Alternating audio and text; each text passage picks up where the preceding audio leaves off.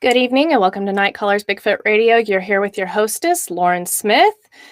And tonight we are going to be chatting with Mary Joyce, who is a researcher and author of The Unknown.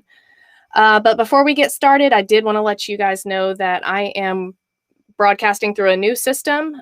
So you guys just bear with me tonight. We're going to all figure it out together.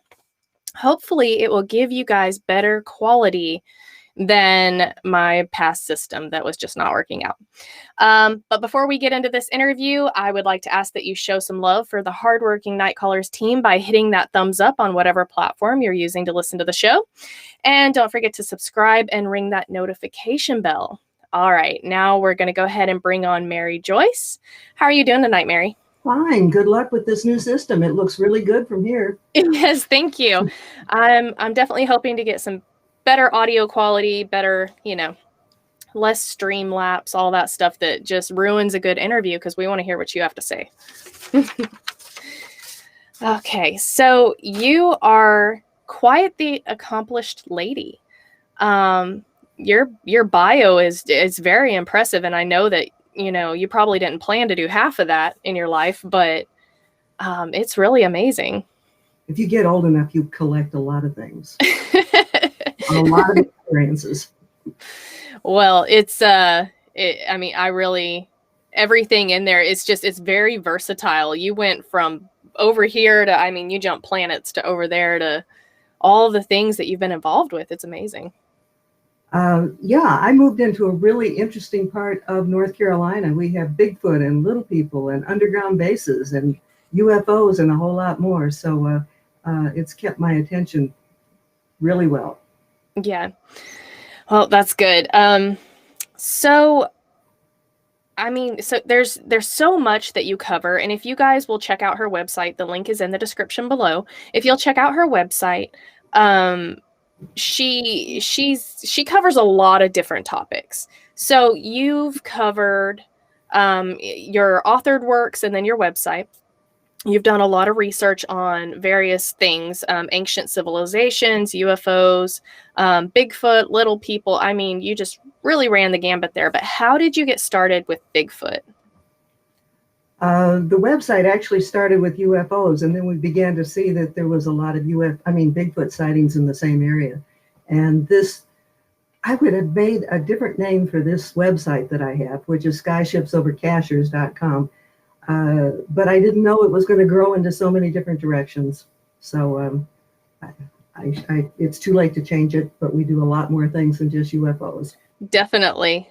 Just judging by your authored works, much less if you go visit her website, she has archived articles, and just tons of articles in there that are really fascinating. And she does her due diligence. She researches this stuff, and it's really good reading material. You guys have to go check it out.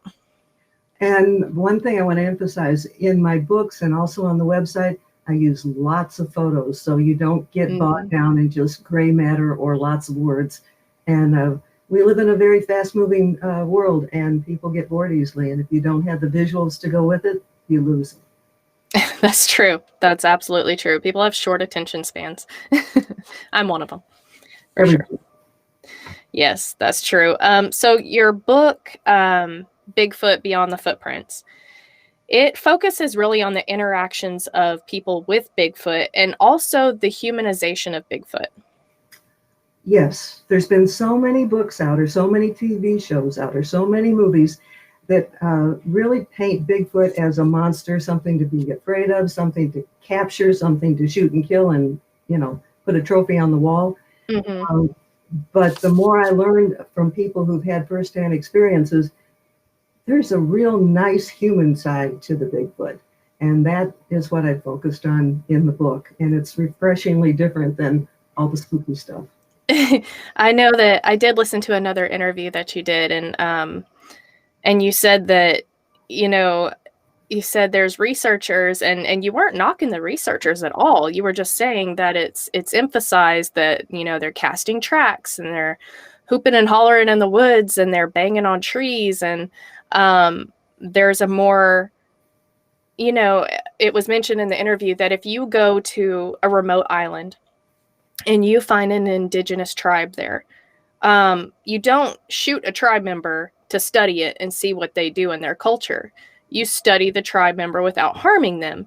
And so that was brought up in that interview. And I just thought that was really interesting because you don't think about it like that. The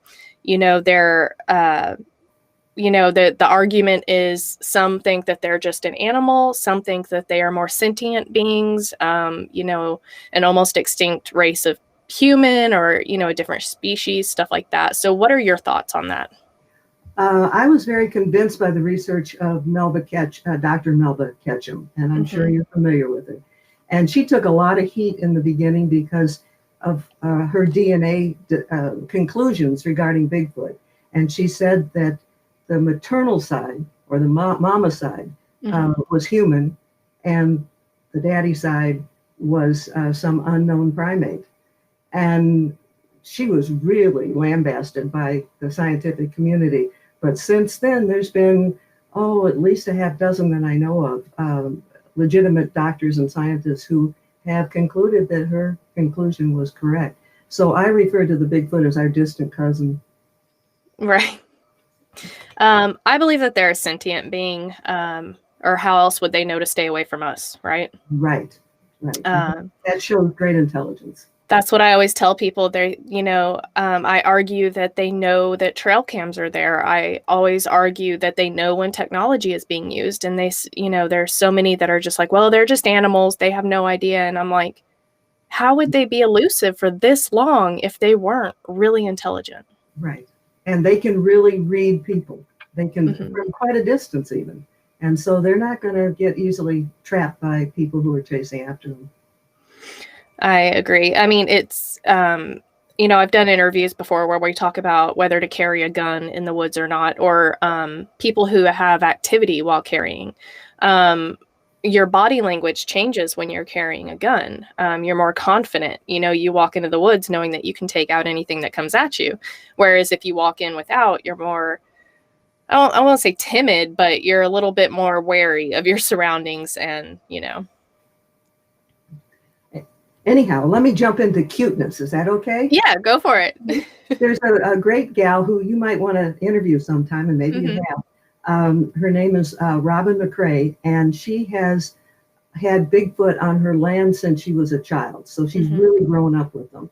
And she is so good at interacting with them that she was invited to Siberia by the International Hominology Center just because she's that good. But she tells one really cute story, which I include in the book. And she had a pony. And no matter what she did, this pony always disappeared at night when she would put him in the pasture. She would tie him up with a long boat rope that was 250 feet long. It would be untied. The pony would be gone in the morning. And the water bucket and the food bucket would be dragged into the woods. And the first time she went in there, she found that there were little muddy handprints on the pony and little muddy butt prints. And the Bigfoot were taking their kids on pony rides. Oh. And if that doesn't sound delightfully human in a nice way, I can't think of anything that would be cuter than that. No, that is adorable. And I mean, if you think about it, Bigfoot, the species, has been around for a long time. So they've been around since, people rode horses as transportation, or Native Americans used them as transportation. So, and watching them ride bareback and everything like that. So that makes sense. I've never talked about this on a radio show because my book is devoted to contemporary stories or experiences regarding Bigfoot. But I do have one historical story, which I think is really great. It's from the Civil War. A researcher got this letter, or it's like a diary that was written by this soldier.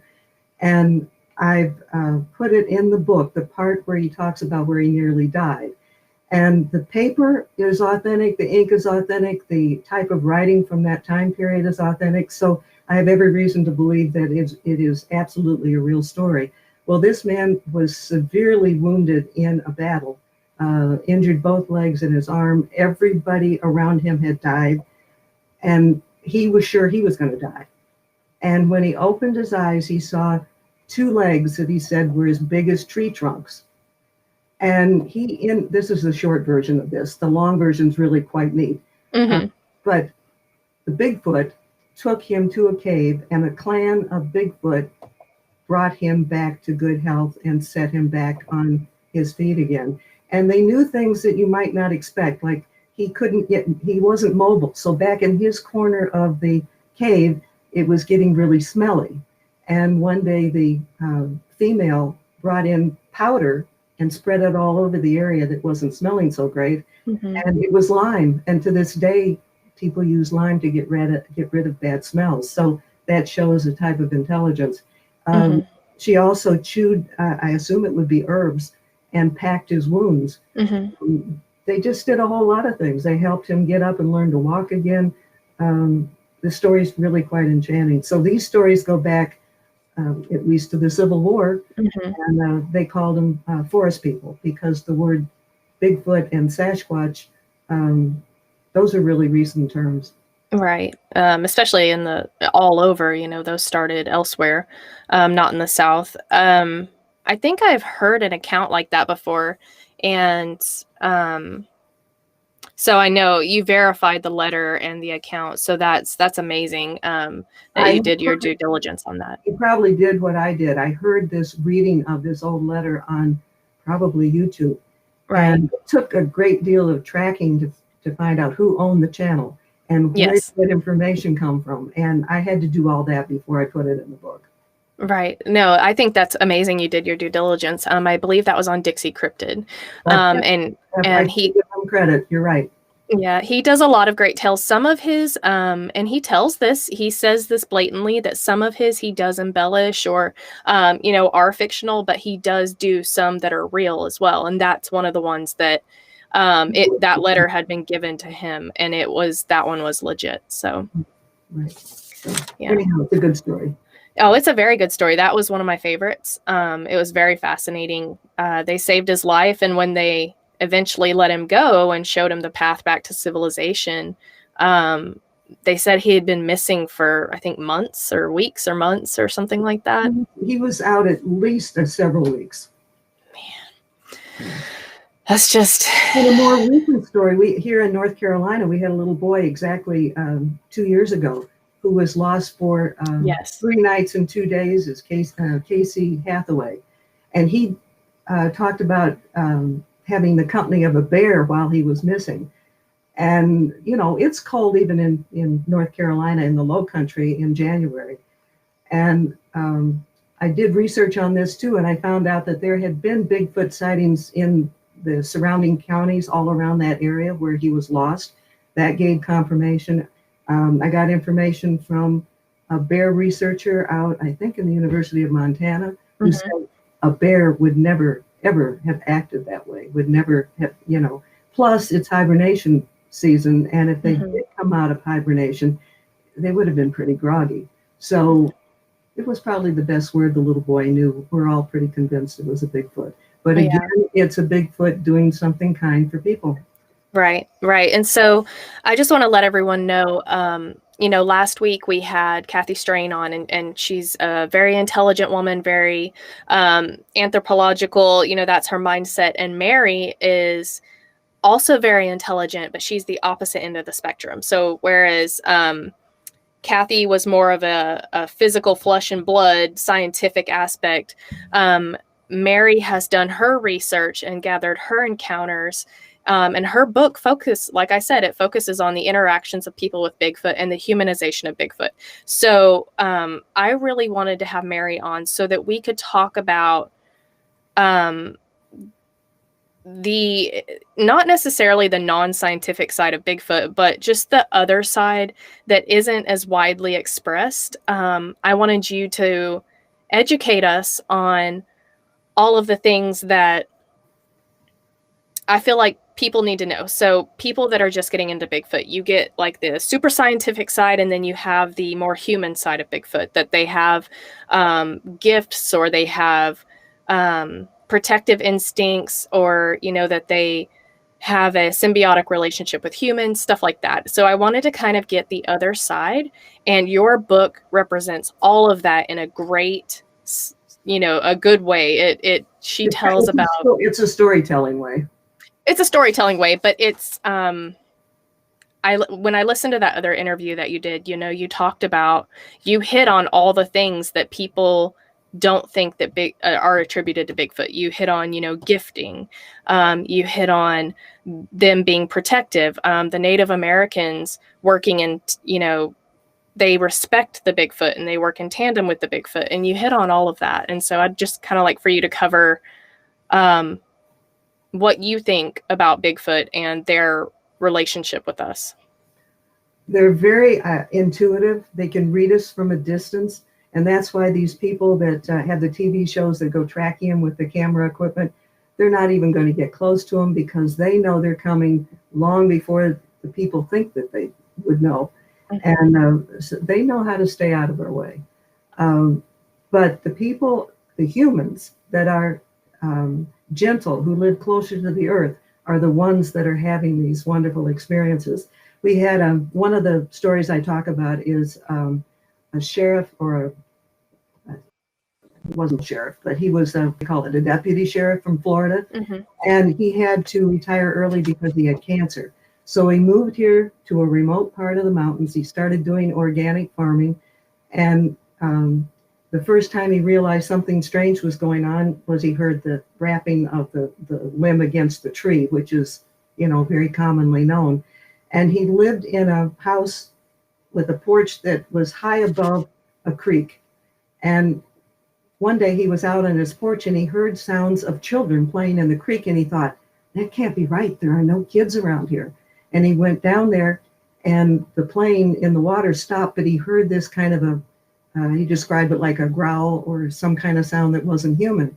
Mm-hmm. Another day he was out on his porch and at night, and he had a light by his garage, and he saw a Bigfoot family go across the road.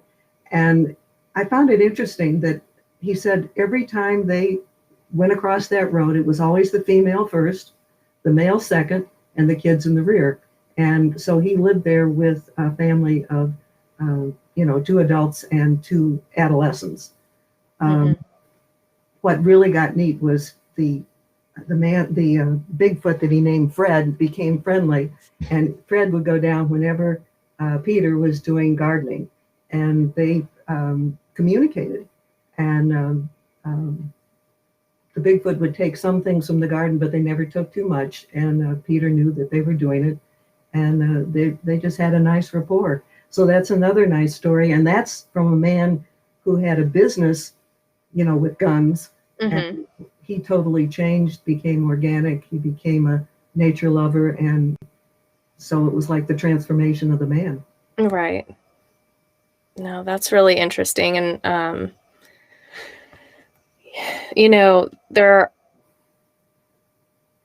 it's hard because this is frowned upon sometimes in the Bigfoot community, just that thought process.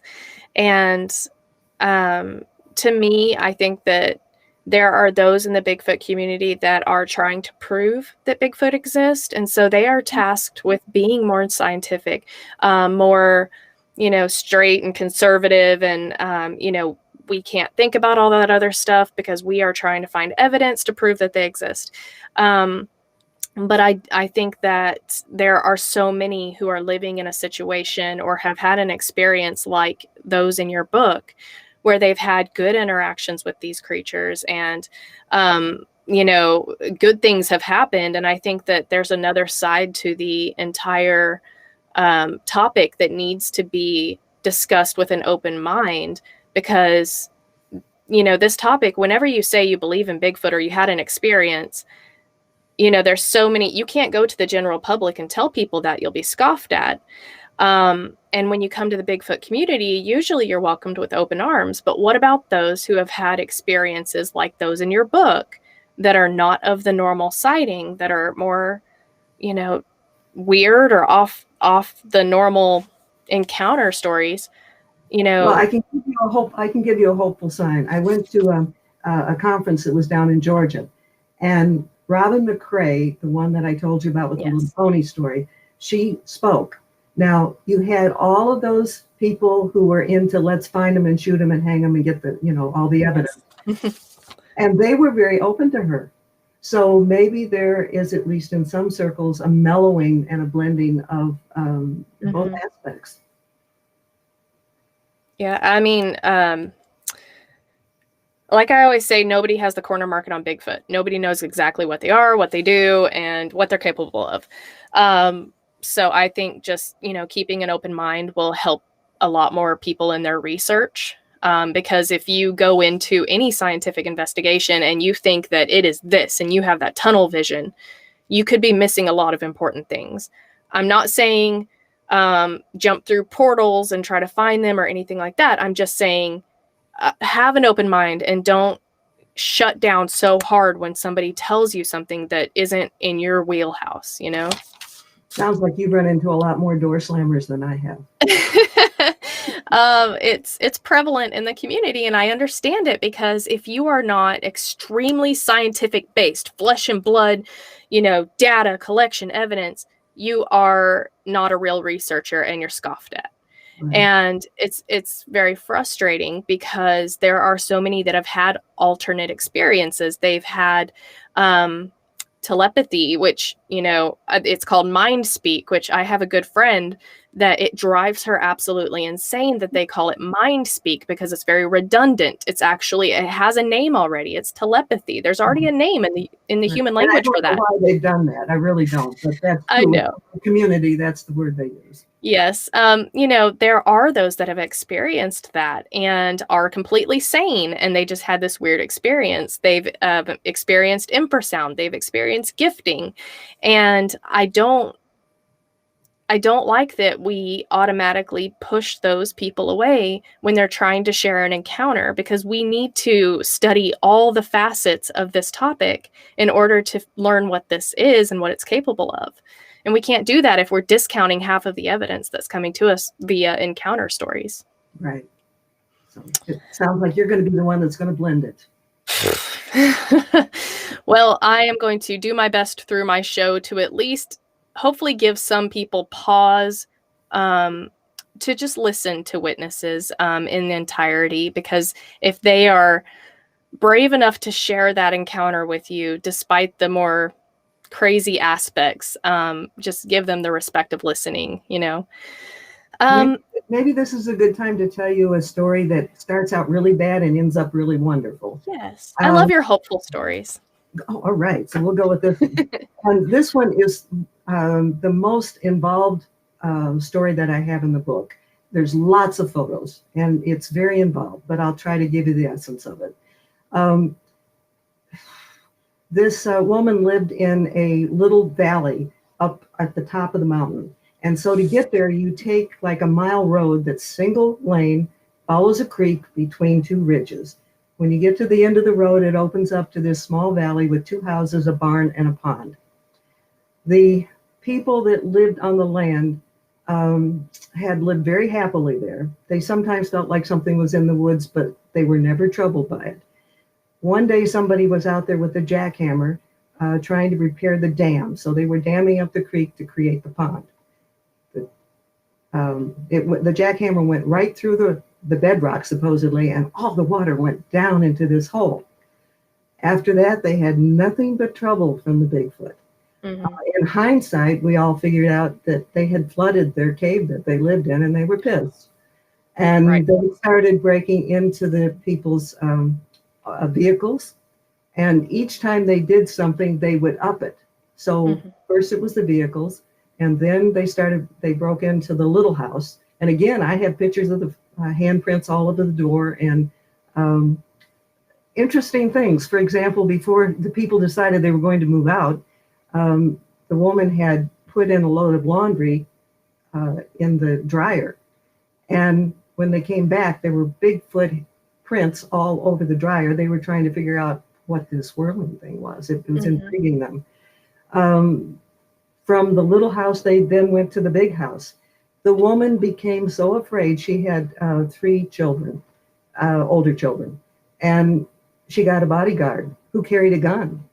And she moved off the land, but she would go back and check it every day, always with the bodyguard and the gun. The bodyguard was scared too.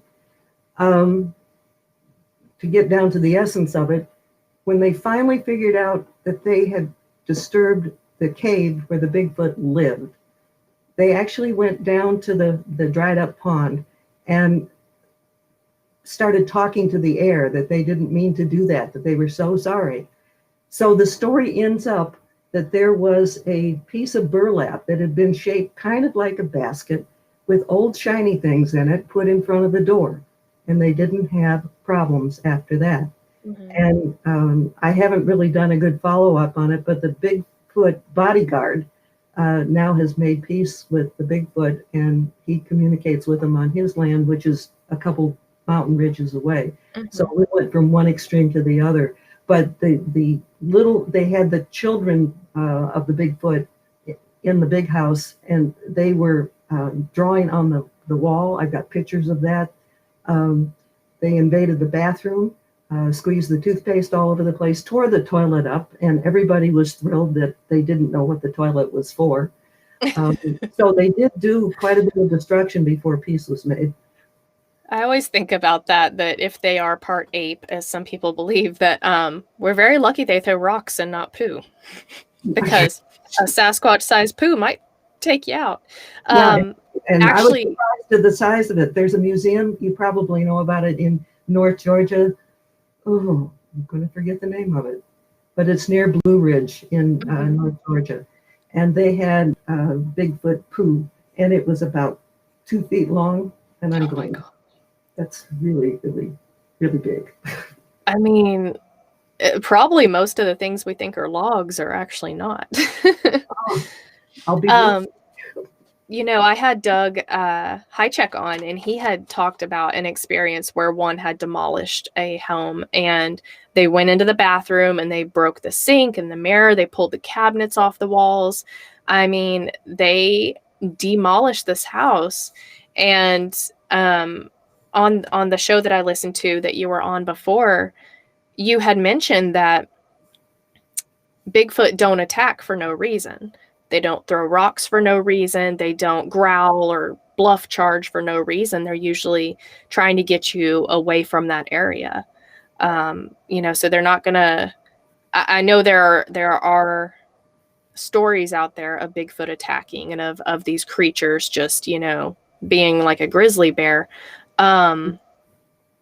Patrick Vaughn in the chat just said they really do try to live and let live if they can. And I believe that as well. I think if they're pushed to it. Now, who's to say there's not one lone wolf that... Well, we have a few crazy humans. Exactly. That I wouldn't trust, and they may have some crazy ones too. Exactly. But in the normal range of things, they seem to have only attacked people who are after them with guns or, really being aggressive in some way.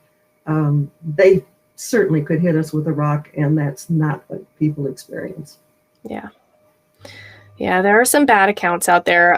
There's a lot of bad fictional accounts that paint them in a bad light, make them out to be monsters and all of that. But there's a lot of good ones too. I had asked you before what your thoughts were on the missing 411 or missing 411.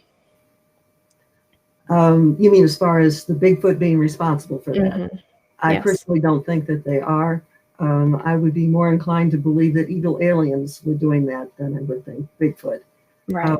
I did go to a lecture with Paulides and asked him that question, and he said people had said that he had said that, and he has either changed his mind, but at the time I asked the question, he said he didn't say that, or he didn't believe that. He didn't believe it was Bigfoot. Right. Okay. Yeah. I've heard that serial killers or stuff like that was more where he was trying to go with the book, or mishaps. But the book, it almost paints it in one light, whereas the movie or the documentary paints it in a completely different light, Not the way it's supposed to be. Yeah, that's how it goes, though. Okay, so we are at the halfway mark. I want to switch gears and go from the giants of the woods to the smaller creatures of myth that you have covered and you've authored a book on. And now I already told you, you're going to be educating me on this. I have questions, but just layman terms. Little people. Cherokee Little People. Cherokee Little And the name People. of the book is Cherokee Little People Were Real. I had no intention of writing the book. When I moved to North Carolina, I didn't even know about the Cherokee Little People. I thought it was just a fairy tale that Indians told around the campfires. I mean, I just gave it no particular thought. And one day I got into a conversation with a man who was very well respected in this area. He had been a pastor for over 40 years. He'd been a World War II hero. And he said, no, they were real. And he said when he was a young man, right after World War II, he was involved in the construction of new buildings at Western Carolina University. And he said that when they would cut into what was supposed to be virgin soil, they would find these little tunnels that were square cut with an arch top, which makes it stronger. And they were all made in dense red clay, about 3.5, no more than 4 feet tall. And they found these all over the campus when they were doing construction projects. Mm-hmm. So I would never have gotten these stories if this man hadn't connected me with other old timers, because they're not going to just open up with somebody who thinks, oh, I'd like to do a story. Yes. So I spent a year on Saturdays interviewing the old timers around their kitchen tables. And when I found out that these stories had not been preserved anywhere, I thought, I have got to make this into a book. Mm-hmm. And at first I just did it like an academic paper with a transcript of what these people had said. Then I did more research, and I did, I went way beyond that, and I did photos and found lots of other evidence for the little people. The old timers were fascinating to me to hear their stories. One of the old professors at the campus had a small skull on his desk, and he said it was from the Indian Mound, and it was a child's skull. And an English teacher from the high school picked it up one day and looked at it and said, this isn't a child's skull. It has all its wisdom teeth. Then there were supposedly there were two Indian mounds on the campus. Some of these old timers had gone to school at a building on that campus when they were like in grade school and high school. And they said that the farmer would plow around that mound, which they said was an Indian mound, but they said it had a vertical tubular hole in the center of it that was so big that he would put a number of very good sized logs in it to keep the cows from falling in. Mm-hmm. The old timers, when they were doing the construction, as Ben, found that many of these tunnels connected to that Indian mound. They said that was nothing but a pile of dirt for making the tunnels. So, like I said, that book was done because I didn't want that information lost. Right, absolutely. So they're little people. They're about 3 feet to 3.5 feet tall. Some people think they fall into the little fairy category, and they don't. They're like little people. Little people. So they're not dwarves or midgets. No, they're not in proportion. A dwarf is out of proportion. They are right in proportion. Okay, and so they are pygmies, basically. Is that right? Yeah, very seldom do people call them that, but yeah, I guess they would fall into that category. Pygmies might be a little bit bigger. Okay. So that I know that there were archaeological reports of graves found with these beings in them. Is that right? That was in Tennessee. They found a whole lot of graves. And again, the size of the skeletons fit right in with what I told you. Mm-hmm. So they weren't just here in North Carolina. They were in Tennessee. They just seemed to have been in these mountains. I told you earlier that I would have changed the name of our website because it's grown beyond UFOs. I would have changed the title on this book too, because since I've done the book, I've had a couple things that indicate there are still a few of the little people still around. Okay. But only in remote areas. Right. Now, if you like these stories, I could tell you another one. Absolutely. There's a young Indian woman, probably in her late 20s, if I remember correctly, and she never would have talked to me except I knew her friend, and her friend convinced her to talk to me. And her family lived on the reservation, and they had a trailer that they kept in this remote area when they would have family picnics or gatherings, and they would use it for the restroom and also for cooking. So this girl was telling me that when she was playing as a child, she went to hide in the shower when they were playing hide and seek. When she pulled back the curtain, there was a little Cherokee man, a little guy, grinning real big, and she said he looked like Mowgli from the cartoon with his cut hair like this. All right, from the Jungle Book. Yeah, but it still scared her to death. She went running to her daddy right away. Oh, of course. And then I got contacted by friends of mine who lived like 2 ridges over from me, and they had debated for a couple weeks before they told me. They had caught what they thought was a little person on their webcam or their game cam. And one thought it was a ghost that had been picked up. One thought it was a little person. They couldn't decide. So they finally showed it to me. And what I did was I put it on my computer, increased the intensity. Anything that is alive will go into a magenta color.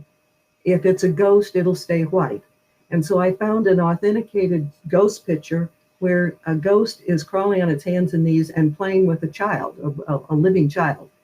And when I turned up the color intensity on that one, the little child went to magenta, the ghost stayed white. Well, this little figure in the woods went magenta when we turned up the intensity of the color. And the couple went out to measure where the person had come up on the tree in the woods.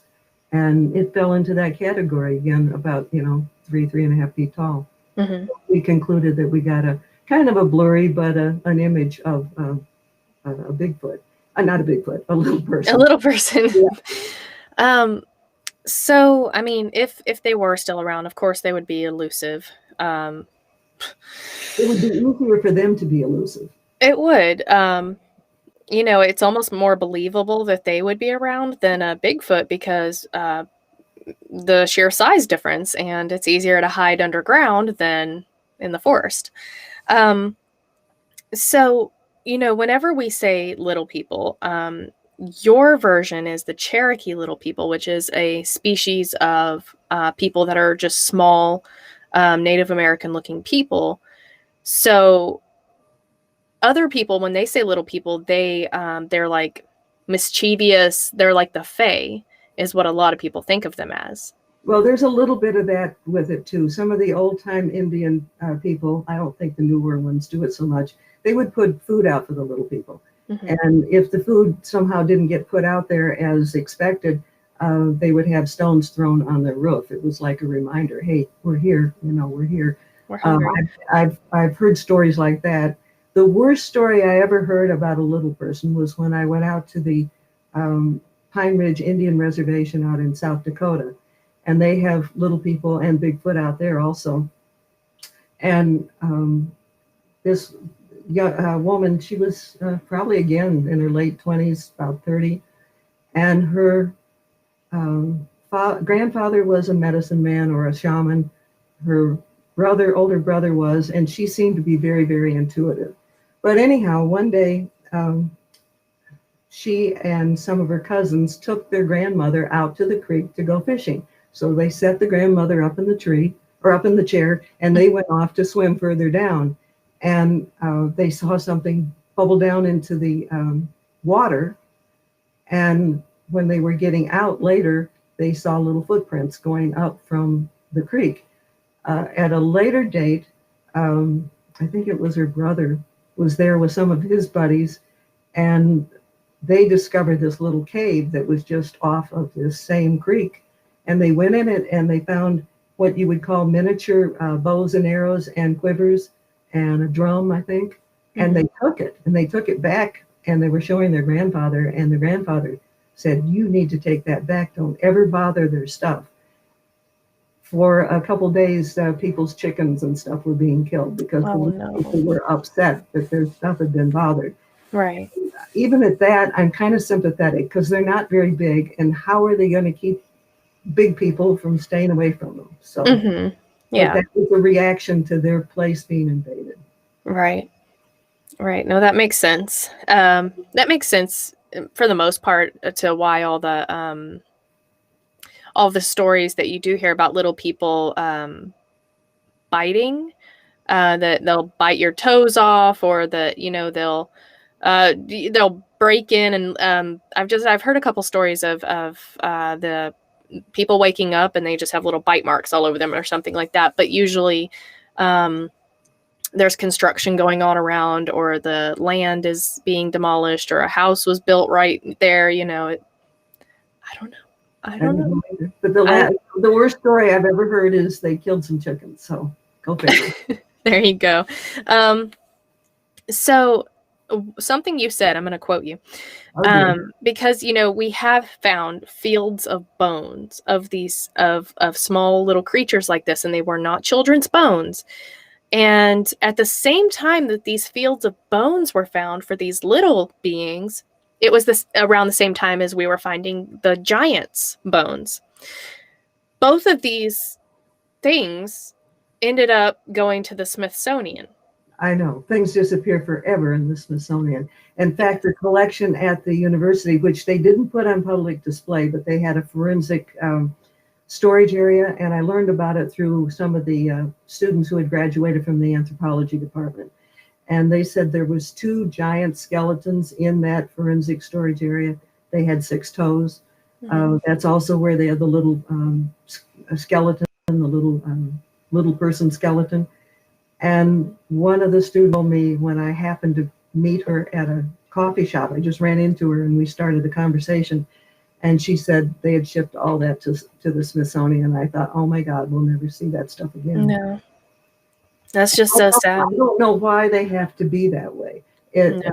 That's one thing about academia that I was very disappointed with. You would think that a university would be so open-minded and would want to learn as much as they could about anything. And they seemed, at least here, they were more concerned with not stopping the projects that they wanted to build new buildings, and they didn't want to slow it down. Right. One man contacted me, and he graduated a number of years before, and he said he and his buddies who went to Western were down by the river, and the head of security came by, and he was carrying a box that was a little bit bigger than a shoebox, and got into a conversation with him. And the security guard was very open. He said this was one of the little skeletons they'd found when they were building such and such a building, and he was going to rebury it along an ATV trail. And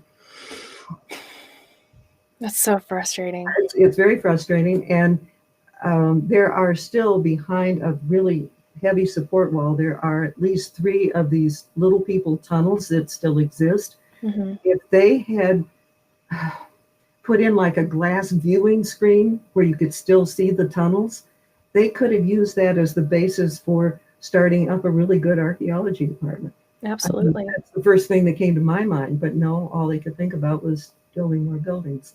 So I've been disappointed with the Smithsonian and universities. Yes, what you said, and I'll quote you, is that archaeologists or academics, they do not want to accept anything beyond the absolute. Did I really say all these things? You said that, yes. Wow. Are you impressed with yourself? No, I'm not. I'm surprised I said those things. Oh, well, I wrote it down because it resonated with me in what I do with Bigfoot research. And so I wrote that one down. That meant a lot to me. Okay, so I just wanted to go over the Cherokee aspect of the title, and then we'll go to the questions from the chat. So the Cherokee called them the Moon People. And can you tell me why? In the beginning, they did. And the Cherokee people did not originate here in the mountains. They were up in the area of the Great Lakes. They migrated to this area. When they first arrived, they would find these little gardens, but they didn't see any people around. And then, I guess, eventually at night, they saw these little people coming out from underground to take care of their gardens and take the vegetables back underground. And they called them the Moon People because they came out at night. So that was the first name that I was aware of. That might also be why they're so elusive. If they're nocturnal and live underground, I mean, how many people are walking around at middle of the night, Right. I just think to all the times that I have fallen in holes or about broken ankle walking through the woods and in a burrow hole, and I attributed it to some animal or giant snake that wanted to eat me or something. And maybe it was something quite different. Who knows? I know. Okay, so we're going to get to the questions real quick. Okay. Okay, hold on. Let me make sure I don't miss anything. Okay. So, have there ever been any sightings of little people under a foot tall or sightings at all in recent times? I can only speak from what I know here in this part of the country, and I do not know of any stories like that. Okay. Personally, I only know about the 3-foot ones. Okay. Weird Realities asked, Mary, are the Cherokee little people the same as the moon-eyed people in Georgia? I wonder if that goes back to the idea of the moon people because they come out at night. The little people have normal size eyes, so I don't know. I know that one of the old timers, maybe 2 of them, said that there were different kinds of little people in this area. The ones that we've been talking about that look like Cherokee. There was another kind that probably looked more like a leprechaun that had the red beard and the whiskers, and the Cherokee didn't like them and they would try to kill them. And it's possible that that might be true because some of the old timers who had been moonshiners had built a still back in the Prohibition days way off the beaten track on a mountain, and they came across what they called a pile of little people bones. They covered it up real quickly because they didn't want anybody to discover their still. Oh, yeah. And I did have an old man, he was close to 90, who took me back in the area where the still was. I was hoping that maybe we could track some of this down. He had lost his central vision. He could only see out of the side. So I had a wonderful romp through the woods, but no, we didn't find anything. Well, I know that feeling, let me tell you. Okay, Beaver Hook Productions has some questions, and I'm pretty sure he asked all of these just because he knows I can't pronounce half of it. So he said, I'm not sure if Mary is familiar with the Minahune of Hawaii. Oh, that's Hawaii, the Minahune. Okay, good to know. But from how she talks about these more Native American style little people, how could they be similar or different? I haven't done a lot of research. There's a story that I've never been able to tell, and I can only touch on it now. There was a woman who came into where I worked, and she said her granddaughter was a little person. I'm going, all right, that didn't sound quite right to me. But her mother was Cherokee, and her father was Hawaiian, and they were guessing that maybe this was a recessive gene because this child had turned out to be like one of the little people of either one of those cultures. They never confessed this to their doctor, but the child always had different kinds of health problems that weren't like anybody else's. And of course, they wouldn't tell the doctor that this child might be totally different. She could not stand the sunlight, so she wore sunglasses all the time.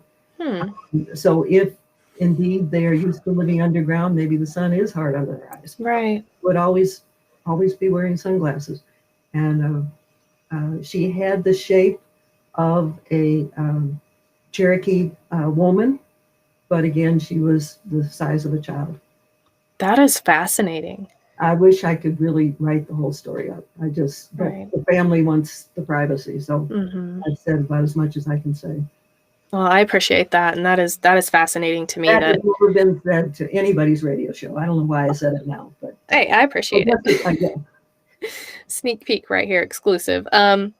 So he said, or do you think that these little people could be similar to the Tokalashi? Now that one, he stumped me on that one. I don't know who that is. And be some sort of paranormal phenomenon that was man-made. Hold on just a second. Let me pop it up on the screen. What I have seen, no, that wouldn't be the case. Okay. No, I've never even seen that word before. Okay. But I do not think they're paranormal. Okay.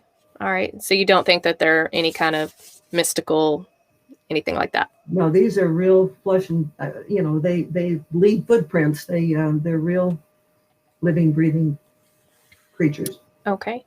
Patrick Vaughn had a really great question. What physical attributes did the little people have? Were they hairy, non-hairy, other than looking like Cherokee? They were Were not. there? The American Indians aren't very hairy. These aren't hairy, but they do have the dark hair and this kind of cut. Okay. All right. Hold on, let me make sure. So, Weird Realities, she has a good point. It sounds to her like these little people are similar to what are referred to as elves in Iceland. And in Iceland, they don't do anything to upset the elves.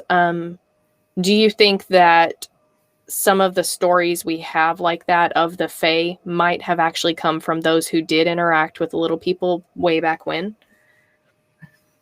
I do not know, and I've never done any research on Iceland. I don't know what their little creatures look like. Mm-hmm. I've gotten reports from people about fairies and very small creatures.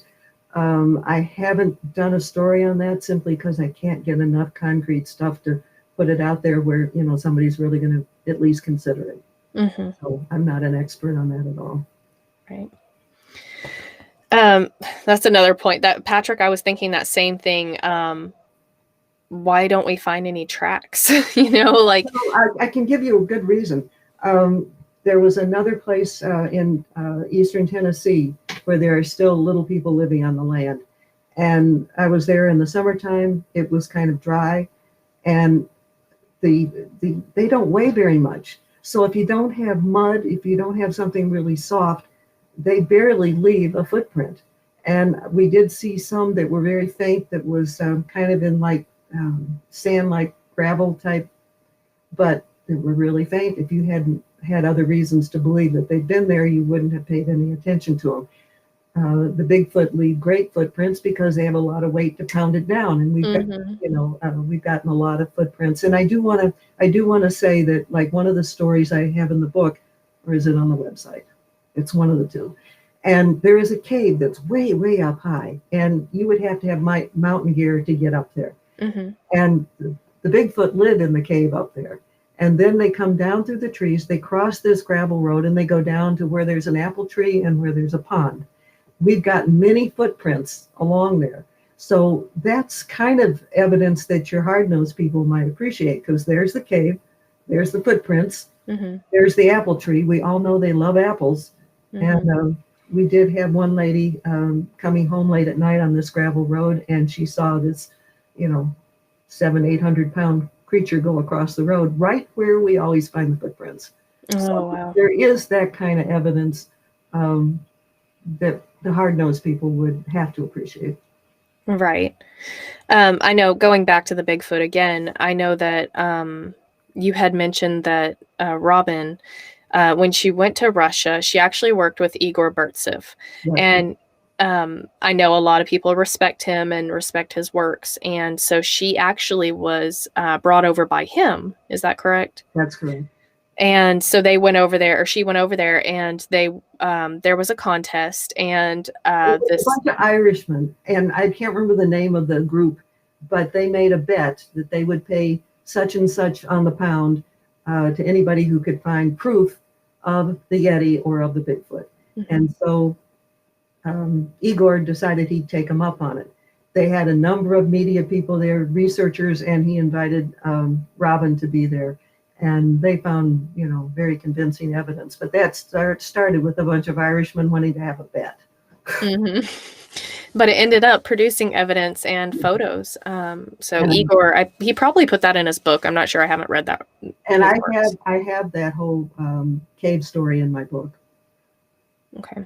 Including pictures. I've got a picture of Igor in the nest. The cave had like other caves off from it, mm-hmm.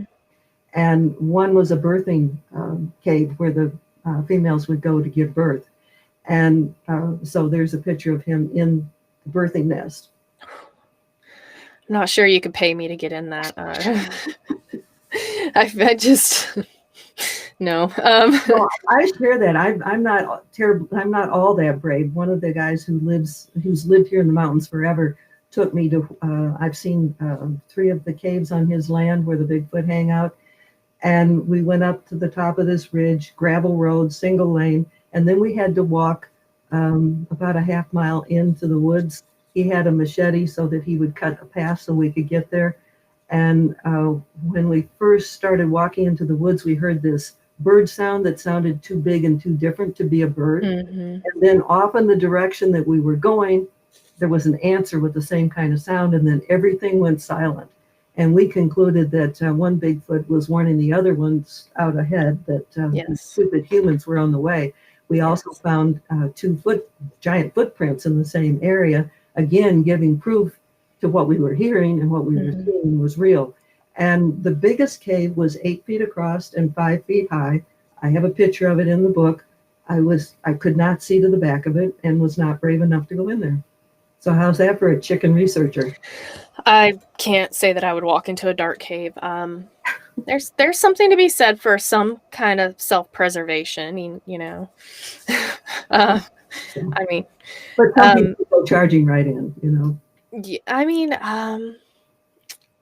I always tell myself I will, but in the heat of the moment, I think it just depends. It depends. A deep dark cave. No, because mostly where caves are, there are bears or big cats. And I have an aversion to being taken out by a bear or big cat. Call me weird, but a Bigfoot, you guys better look around for my hands or something, because I'm going out with some DNA in my little fingers before we if we have to tussle, me and the Bigfoot. But if you want proof, I've learned this the hard way. It costs some money.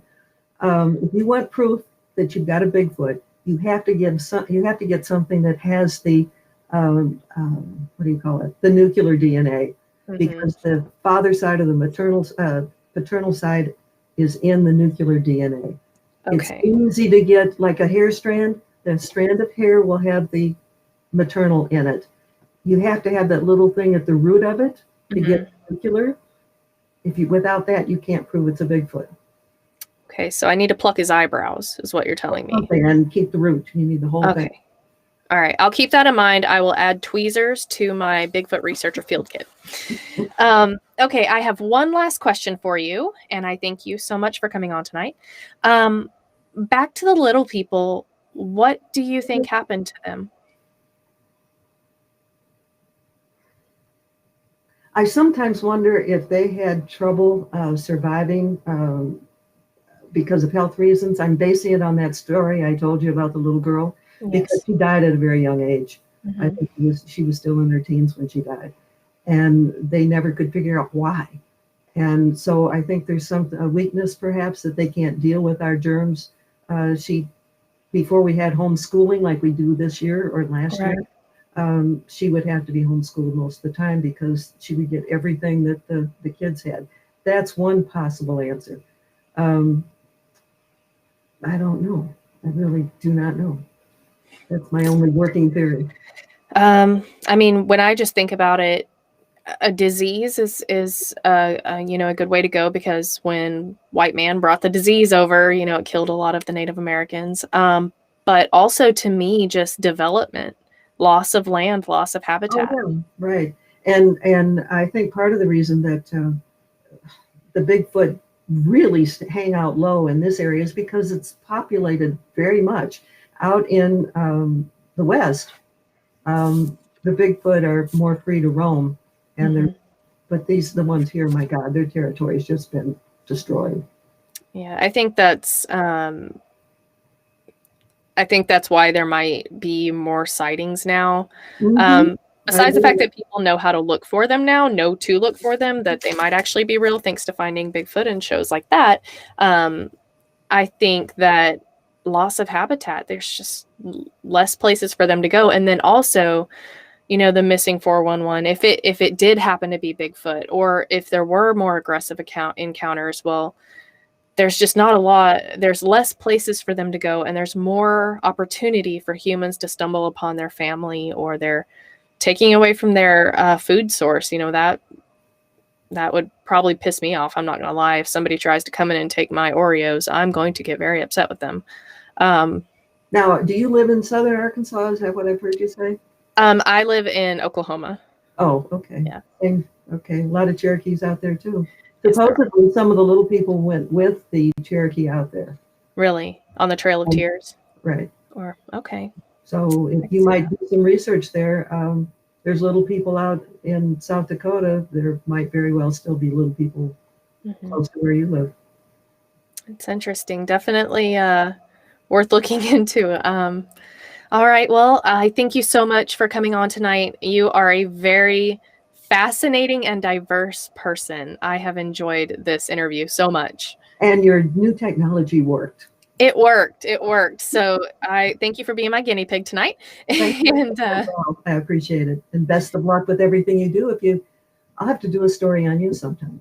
Oh, well, yeah, I'm down. I'm definitely up for that. You guys go check out Mary's website.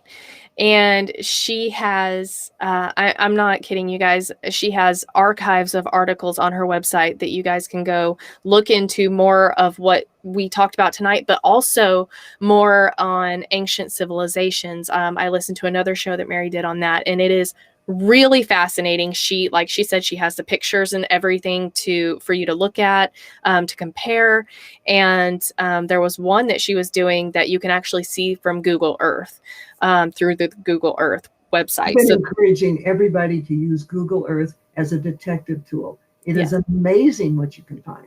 Absolutely amazing. And I thought that was fascinating. I've done a couple shows lately about the discoveries along the California western coast, the underseas ruins of ancient civilizations. And it's really quite fascinating. So I encourage everybody to become a detective. Absolutely. You guys go check it out. You think because we're Americans, most of us are Americans in the United States, and this is our land and we know everything about it, but we really don't. There's so much that we don't know, and there's so much that was here before us. And there's so much that is living on this land with us that we still don't know about. Mm-hmm. So you guys, that book title again, it's Bigfoot Beyond the Footprints. And the other one is Cherokee Little People Were Real. There's a summary of, not a summary, there's a little description of each one and a picture of the cover under Editor's Corner at skyshipsovercashers.com. And they're all on Amazon. And that's the end of my plug. I appreciate it. That everything that she just said is also in the description below. So you guys go check out her stuff. Like she said, she illustrates it for all of us that have very short attention spans. There's lots of pretty pictures for you guys to look at on the website and everything. And so thank you so much again, Mary, for coming on. And I wish you the best on your future projects. Thank you so much. All the best to you. Take care. Okay. Thank you. Good night. Good night. Okay, everyone. Thank you so much for tuning in tonight. I really appreciate your support and your grace as we covered a topic that I don't normally cover on my show. So I love to find both sides of the topic, both sides of the stories, So drop a comment below. Let me know what you thought about the show. Let me know who you would like to see me have on my show in the future. And like I said before, if you'll just, hit the thumbs up on whatever app you're using to listen to the show on, leave a 5-star review. If you're listening to a podcast, that helps me more than you'll ever know. And like and subscribe, ring that notification bell, you guys. If you were in the live chat tonight, go over to the Facebook group. It's an extension of the live chat here, and you can post pictures, articles. You can have discussions over there. We keep it clean. We keep it friendly. And that's all I got, guys. Be safe. Be kind, stay open-minded, and I will see y'all next time.